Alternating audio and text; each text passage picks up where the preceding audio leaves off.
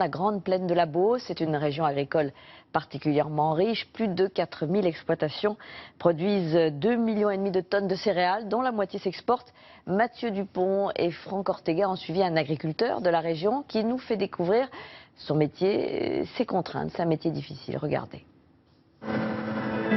Entre blé et maïs, décollage immédiat au milieu des champs à bord d'un ULM. C'est parti, virage à gauche. Rien de mieux pour survoler la ville. Ça c'est Chartres et son agglomération, encore une fois, parce que on voit la cathédrale et puis on voit toute l'agglomération chartraine. Mais il suffit alors d'un petit virage à droite pour comprendre. Tout autour, une immensité agricole, la Beauce, 500 000 hectares et 4000 exploitations en Eure-et-Loire, le grenier de la France. Alors en Beauce, on peut retenir que 80% de la surface c'est des céréales, donc blé, orge, maïs. On trouve aussi des pommes de terre et les agriculteurs sont là pour produire, pour nous nourrir. Retour sur terre. Et voilà. À la rencontre de ces agriculteurs. Chez Jean-Michel Legnaud, on cultive 185 hectares de céréales de père en fils depuis 15 ans. À 7 heures, c'est toujours le même rituel. Tous les matins sur ma table, ma tasse de café, mon téléphone, l'ordinateur. Et entre 2 tasses de café, je regarde la météo, les cours de la bourse, le cours des grains pour savoir comment ça a évolué par rapport à la veille. Le blé par exemple, 187,50 € la tonne. Ça a évolué un petit peu favorablement par rapport à hier.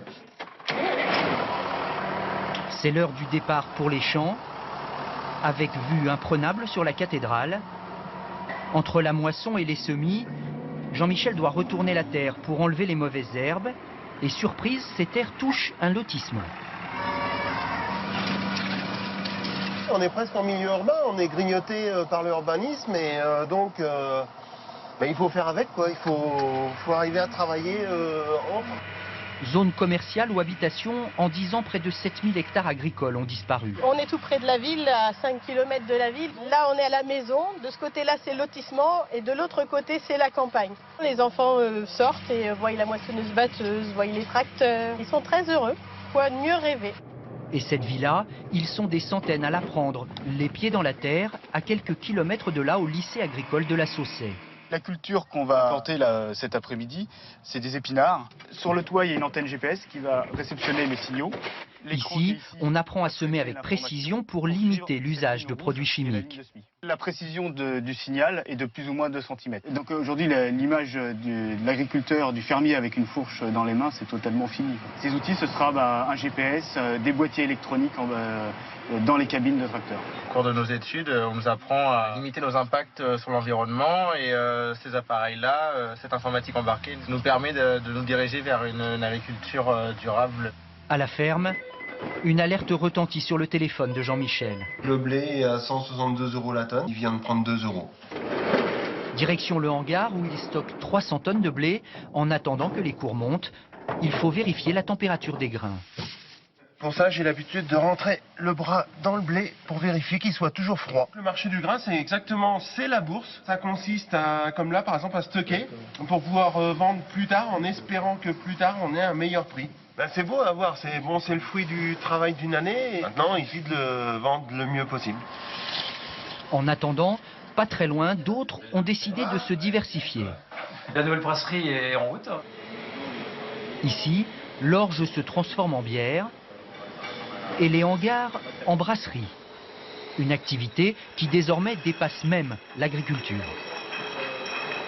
Dans un milieu économique qui est relativement incertain, une agriculture qui ne sait pas trop sur quel pied danser. On a quelque chose de beaucoup plus sûr d'un point de vue économique. C'est très important de diversifier pour que tout le monde puisse rester à travailler en famille. Voilà. Sinon, avec que l'exploitation agricole, on n'aurait pas pu garder les 2 enfants au niveau de cette exploitation. Il est 20 h, Jean-Michel est de retour chez lui, mais qui a dit que la journée était finie ? Il faut vérifier tout le courrier qui arrive aujourd'hui, les factures qui sont arrivées aujourd'hui, les avis d'imposition foncière qui sont déjà arrivés. Ça fait toujours plaisir. Quand l'État pense à nous, ça fait toujours plaisir. Plus que quelques petites heures de sommeil, et Jean-Michel sera de nouveau assis sur son tracteur.